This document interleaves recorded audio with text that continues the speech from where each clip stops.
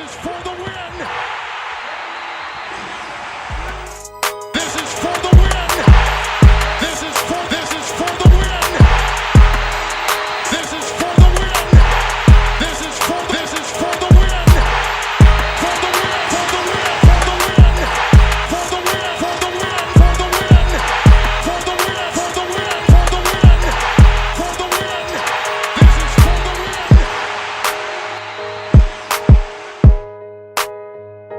Welcome back to the CPENN4THEWIN Show. This is your host, Charles Penn, and we are back with episode number 18. I want to thank everybody for tuning in. Don't forget to like, subscribe, share, and comment, and share on all social media platforms. Everybody just heard about a big old trade that just happened in the association.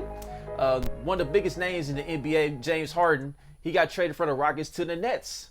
It was a 4-team trade. It was involving the Nets, the Rockets, the Cavs, and the Pacers. And the players involved in the trade as follows. It was involving Jarrett Allen, Taurean Prince, Karis LeVert, Ronius Kurucs, and Dante Exum, I believe. And of course, Victor Oladipo. And of course, it involved unprotected first-round draft picks as well. So the Brooklyn Nets, they was able to get James Harden. And from the get-go, when I first seen this trade happen, yeah, you get three big stars, right? You get three of the biggest all-stars, three of the biggest stars in the league playing together. But the style of play these guys play, like, all these guys are basically isocentric ball players, except like Kevin Durant. I've seen him play off the ball more than the other two guys combined. Not saying that James Harden and Kyrie Irving can't do that, but you just gotta wonder. Like I've seen a few comments regarding this trade and everything, and I seen one in particular. You know, somebody mentioned about the Miami Heat, like who's gonna be the Chris Bosh of the team per se, who's gonna really fall back the most, and we don't know. We don't know how this is gonna work out, and it's gonna be interesting to see how it works out under Mike D'Antoni's system. The one thing that does concern me is that you do lose a big man in Jarrett Allen, who was like your rim protector, and I felt like he was playing better than DeAndre Jordan. But Jarrett Allen, I believe his contract was expiring soon, so I mean that was one of the reasons why he was involved in the trade in general. So I get why the Brooklyn Nets went ahead and involved him in the trade as well, just to even out the value and everything. You know, you got DeAndre Jordan. He's been kind of iffy this year, but we're gonna see if we're gonna see if he steps it up or not. I believe that, you know, Kevin Durant should be the number one option, of course. Now you just gotta wonder, like, is Kyrie Irving still gonna be running the point, or is he gonna take an Iverson role and play off the ball more and have James Harden run the offense? Because we've seen James Harden have double-digit assists in the league before. Like, he is very capable of playmaking and distributing the basketball. So that's the major thing the Nets gonna have to figure out. But either way it goes, at the end of the day, I think they'd be a top 3 team in the East, and they should still be a contender in the NBA Finals. You know, and we've seen before that Kevin Durant and James Harden had chemistry in Oklahoma City, even though that was a while back. So they kind of know each other's tendencies right off the get-go. And of course, they played with each other in All-Star games too. So it's gonna be interesting and fun to watch. Now, I want to talk about the Indiana Pacers. I believe the Indiana Pacers got better, in my opinion. Not to say that Victor Oladipo wasn't playing well at all. He actually was getting back to his regular form this year after having a serious injury 2 years ago. And before the season started, Oladipo did request to get traded, but he didn't openly pout about it. He didn't complain about it. You know, he just went about it professionally and went about his business. And, you know, you got to salute Victor Oladipo for doing that. And Victor Oladipo, he's in a situation now with the Rockets to where he will have his opportunity, you know, with John Wall and DeMarcus Cousins.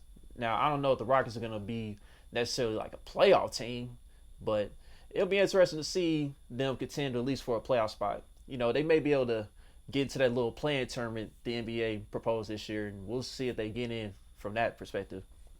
But back to the Pacers. The Pacers, they're going to be a tough team out east. Like, I was already in favor of them making the playoffs from the get-go. I had them coming out the East as a 6 seed. Now, could they move up a spot now based on how they're playing? Yeah, most definitely. Miles Turner, I believe he's leading the league in blocks right now. And then Sabonis, he's having the best season of his career, and he's just getting better and better. I believe he's averaging 22 and 12 right now. But, you know, with that being said, like the Pacers, they got a nice young core, and and this nice young core they have right now with now Turner, Sabonis, LeVert, and T.J. Warren, they under $100 now. That's like under $100 million. So the Pacers, they got plenty of cap room to make some more moves if they want, and they're gonna be a tough team for years to come. Now I want to talk about the Cleveland Cavaliers. Cleveland Cavaliers, they got rim protector Jarrett Allen, and they was already second in the league currently in the NBA in defense. So that's going to help them out even more. And you got the young backcourt with Colin Sexton and Darius Garland. They improved their games, taking their games up to another level this year. And, you got Nance. You still got Kevin Love. Kevin Love, I don't know if he's still hurt or not. Still trying to get back right and everything. And you got Drummond. So Cleveland, they trying to build up, and they look like they could get back to the playoffs here in a few years or so. So Cleveland, that's going to be a young, exciting team to watch still. And we'll just have to see what happens with that. Now that we have covered the biggest NBA trade of the week, let's get on to the NFL playoffs. Let's get on with the NFL playoffs. We're in the divisional round week. The Chiefs and Packers, they finally get through with their rest. They're back on the practice field, and they're ready to go for their matchups. But before we get to those top two teams, let's get on with the first game. The Bills and the Ravens. In this game in particular, I got the Ravens this week. I just think Buffalo, they didn't look impressive to me at all. I believe they got dominated at the line of scrimmage on both sides of the football. And I mentioned before that Buffalo has a rough time stopping the run, and this is where Baltimore can even take advantage of that, because Baltimore, they're more of a run-first team. And they're already talking about there could possibly be some snow later on that night, and that's definitely going to work to the Ravens' advantage. Now, we heard that Lamar Jackson, he's concerned about playing in the snow. He's never played in the snow for a full game. But with that being said, I think Baltimore's going to come up with a great game plan to where Lamar won't have to do much as far as like throwing the ball and everything. To me, Baltimore, they got the offensive line, and they got the ability to get physical and dominate the line of scrimmage, and that's where the Buffalo's going to lose at. And I think Baltimore's going to control the time of possession. They should be able to get away with the win. The next game I have is Green Bay and the LA Rams. I got the Packers in this one, but it's going to be a lot closer game than what people think. And where the Packers can take advantage of the Rams at is, as great as Aaron Donald is, he's going to go down as one of the greatest defensive players we've seen in our lifetime. You can run at the Rams, and the Packers have a pretty solid running game if they're willing to go to the run game, because sometimes the Packers do get caught up in leaning on Aaron Rodgers too much, and they sometimes forget that you got arguably a top 5 running back or fringe top 5 running back in the league. I believe Aaron Jones could have a great day if they utilize him more in the run game. And that's a way you can take Aaron Donald out the games if you're able to get physical up front and run the football. And I think once they do that, they'll sell the flash pass for Aaron Rodgers, and him and Devontae, they'll do their thing. Even though Devontae is going to have a tough matchup with Jalen Ramsey, I think he should win that matchup barely. So I got the Packers in that one. The next game I have is my very own Kansas City Chiefs, defending Super Bowl champions, going against the Cleveland Browns. Cleveland Browns is one of the surprising NFL teams of the league this season. In this particular game, I think the Chiefs' offense is going to roll, man. I just don't think Cleveland has an answer. Like, they get Denzel Ward back, but he's returning from injury and COVID. And one thing you don't want to do when you return from, COVID is go up against a guy like Tyreek Hill. I believe that's a tough task. It's levels to cover wide receivers. Like, you go from Juju Smith-Schuster to Tyreek Hill, I mean, those are different problems. So I want to touch on the Chiefs' deep run defense against the Browns' run offense. Nick Chubb and Kareem Hunt, that's arguably the best backfield in the National Football League. I think the Chiefs going to be able to stack up the box. Before I get into that, this is similar to how the Chiefs played the Titans last year. Everybody was hyping up Derrick Henry because he went on this crazy run and everything, and then the Chiefs showed up and they was able to slow him down. And I think the Chiefs can fill in the A gas, the B gas, and C gas well in this game, and they'll be able to slow down Kareem Hunt and Nick Chubb just enough for Baker Mayfield to have to throw the ball more than what he's accustomed to. And I just want to let people know this right now. This ain't college. This ain't Texas Tech versus Oklahoma, Baker. This is going to be different. Mahomes has a squad this time, and I think the Chiefs can force a few turnovers from Baker Mayfield, and then they just take over the game. So, of course, I got the Kansas City Chiefs in that one. Now, the final game of the week, I got the Saints and the Buccaneers. Two of the old 40-year-old guys Drew Brees and Tom Brady. Drew Brees, it's rumored that this could be his last postseason. Tom Brady, he's already lost to this team twice. This team got swept. But people got to remember, the first time these teams matched up, they was in week 1. The Buccaneers is a brand new team. They hardly had training camp. They was doing off-season workouts and everything. So we kind of knew that the chemistry wasn't going to all the way be all the way there. The second time they played, the Buccaneers had just acquired Antonio Brown. They was trying to get him in the fold. And the Saints, they took advantage of that, and they waxed them in. Now, this time around, the Buccaneers, they completely have the chemistry down now. Everybody's in sync. Tom Brady's playing at the top of his game right now. And I think where the Buccaneers can get the Saints at, is that Leonard Fournette. If you guys remember, Leonard Fournette, he used to play at LSU. He's from the Louisiana area, so he's been eager to get back. I'm sure he's eager and ready to go to get back and perform well in front of his hometown. I think the Bucs up front can take advantage of the Saints, and they'll lean on Leonard Fournette, and that will help Tom Brady. That will help the passing game open up, and Tom Brady can find Antonio Brown and Chris Godwin, because we already know Marshawn Lattimore, he basically owns Mike Evans. He'll take him away. So in this game, I think the Buccaneers going to get them this time. It's hard to beat a team 3 times in one season. It's just extremely difficult. Like, I remember 1999, the Tennessee Titans, they beat the Jacksonville Jaguars 3 times. And that was the only team Jacksonville had lost to that year. But I just don't see the Saints doing that. I think when you go up against Tom Brady, you don't see Tom Brady lose to a team 3 times in 1 year. It's just very difficult to do. Because even the Jets tried it, and, they couldn't do it. Back when Brady was playing the AFC East. So I got the Buccaneers, man. And hopefully this week will be better than last week, because last week I was terrible with the picks. So hopefully it's 4-0 this week. As I just mentioned, I just talked about the Tampa Bay Buccaneers. As we transition for that, I want to talk about a former player who used to play for the Tampa Bay Buccaneers.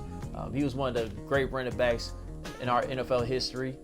He's a guy that, everybody talks about Barry Sanders, right? And how Barry Sanders was one of a kind. This guy was basically the mini version of Barry Sanders.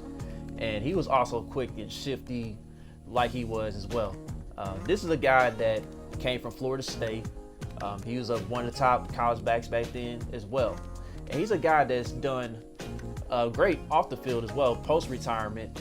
And as far as like helping families get back on their feet, as far as helping them buy homes, nice homes for them back in his hometown of Baton Rouge, Louisiana. I want to talk about Warrick Dunn as I take you guys to another week of way back when. Warrick Dunn, he was born in Baton Rouge, Louisiana. He was listed at 5'9", 180 pounds. A little small guy. Like, he looked pretty small in the field, but he had sneaky strength and power as well. Warrick Dunn, back in his time at Florida State, he did win a national championship. Everyone talks about Charlie Ward being the headliner since he won the Heisman and everything, but Warrick Dunn, he was actually a big catalyst. He actually was the straw that stirred the drink for Florida State. Warrick Dunn, he had 3 1,000-yard seasons. He had 2 seasons with multi-touchdowns, 10 or more touchdowns. He was a guy that was quick and shifty. He had a lot of speed. And basically, like at the time when he was playing at Florida State had basically had a track team out there. And like Florida State was just full of guys, like as far as running backs and wide receivers, they was just a team that was tough to defend with all that speed.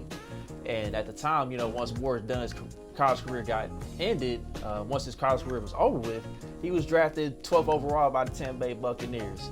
And at the time, during his time at Tampa Bay, he was one of the top backs of the National Football League. And I believe that he had won a Super. I believe did. I know he just had left Tampa Bay before Tampa Bay actually wanted to win the Super Bowl. Like, Tampa Bay was on the cusp of actually winning the Super Bowl before. I remember back in 1999, they had made the NFC Championship game and came up just short against the St. Louis Rams. But then that next year, back in 2000, to me, this was like his best game. They went against the St. Louis Rams at the time, and him and Marshall Faulk had that showdown on Monday Night Football. And at the time, him and Marshall Faulk was going back and forth as far as who was going to score the touchdowns, who was going to have more yards and everything. And Marshall Faulk was also another all-purpose guy, like how Warrick Dunn was. He was a guy that could run the ball. He was shifty. He had nice agility. And Marshall Faulk can line up anywhere on the field. And both of those guys together, they make great all-purpose backs. Slightly different styles, but you guys get where I'm going with this. These guys are going back and forth. Marshall Faulk, he had 3 touchdowns at the game. He actually had 4 touchdowns total in that game. And he had the total, and he went for 132 yards of total offense. But Warrick Dunn responded very well in this game, and he had 198 yards of total offense to go along with 3 touchdowns.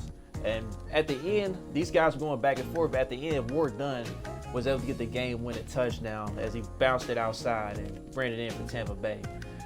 As Tampa Bay won the game with few seconds remaining, they won 38-35.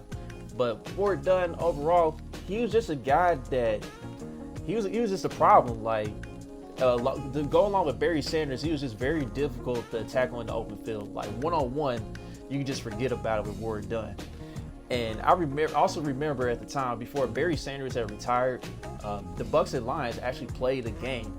And as this picture I'm going to show you guys here, him and Barry Sanders, they had met up after the game, and Barry Sanders basically said Warrick Dunn, he basically told Warrick that he was the next one up. And at the time, it was looking promising for Warrick Dunn, as he had a great career in Tampa Bay. He also had a great career in Atlanta as well. And after that, he retired from football and everything. And right now, he currently owns 1% of stake with the Atlanta Falcons. Now, what he's done with that 1% is he's done a lot of things in the community. Like the main thing that stands out from Warrick Dunn in the community is that he's helping single mothers find homes in his hometown of Baton Rouge, Louisiana, and also in the New Orleans areas as well. So Warrick Dunn has done great work off the field as well. And another thing that has surprised me with Warrick Dunn is that a long time ago, like his mother had got shot, passed away, and he actually met the guy who shot his mother and was basically a forgiving man. Like that's a very difficult thing for someone to do, and I don't know if I could ever do that, honestly. You gotta commend Warrick Dunn. I mean, he's a man of God, and not just that. He was one of the greatest. He was one of the great running backs that people forget. People forget how great Warrick Dunn actually was. Like with him and Mike Allstott in that backfield in Tampa Bay, and then his time in Atlanta with him and T.J. Duckett, they was a wrecking crew. And at the end of the day, we just gotta give Warrick Dunn his flowers and realize that he was really one of the great running backs we see in our time. Like the stats and everything, like you can just pretty much ignore that. Like his stats were still good at the end of the day. He ended up rushing for over 1,000 yards, not 1,000, but 10,000 rushing yards for his career, and he was a 4-time Pro Bowler. So that being said, I mean, I think that was good enough for me to say that Warrick Dunn was really a great running back in our time of us watching him in the National Football League. So salute to you, Warrick Dunn. To conclude today's show, I'm going to talk about the Alabama Crimson Tide as they went on to beat Ohio State the other night in the national championship game, 52-24. Nick Saban has now won 7 national titles, 6 at Alabama, 1 at LSU. And Nick Saban went on ahead and passed Bear Bryant as far as national championships. Now, can we say that Nick Saban is the greatest of all time with that? I mean, some people can say that. I mean, I'm not going to go that far just yet. I have to evaluate all the coaches, and the type of obstacles they went through. But I will say this. We got to give credit to Nick Saban. Nick Saban, he knows how to recruit players, such as Devontae Smith. We've seen him dominate the entire season. Like, he was just incredible. But we got to give credit to Nick Saban because, remember, Nick Saban at the time did make the leap to the NFL after he won the national title with LSU. And things didn't turn out well in the NFL, so he made his decision to go back to college. He realized that the college game and the NFL game are totally different. NFL, it's more business oriented. You can't recruit the players like how you want to, and there's a salary cap. So with that being said, I mean, Nick Saban, when he made his return to the college ranks and decided to go to Alabama, he's been tearing it up since then, and that's enhanced his legacy. And once he's done coaching in general, whenever he's decided to step down, we look at Nick Saban as a guy who has a great resume, and he'll go down as one of the greatest college football coaches of all time. So I just want to give a shout out to the Alabama Crimson Tide. they're one of the best college football programs of all time. They definitely have put a stamp on that. And they've basically been running this current decade and the past decade. And I just want to say that Nick Saban, he's also a guy that will go down as one of the greatest coaches of our time. And with that being said, that's going to conclude episode number 17 of the CPENN from the Win Show. Again, I want to thank you guys for tuning in. Don't forget to share on all your social media platforms, like, comment, and until episode number 19, we're out of here.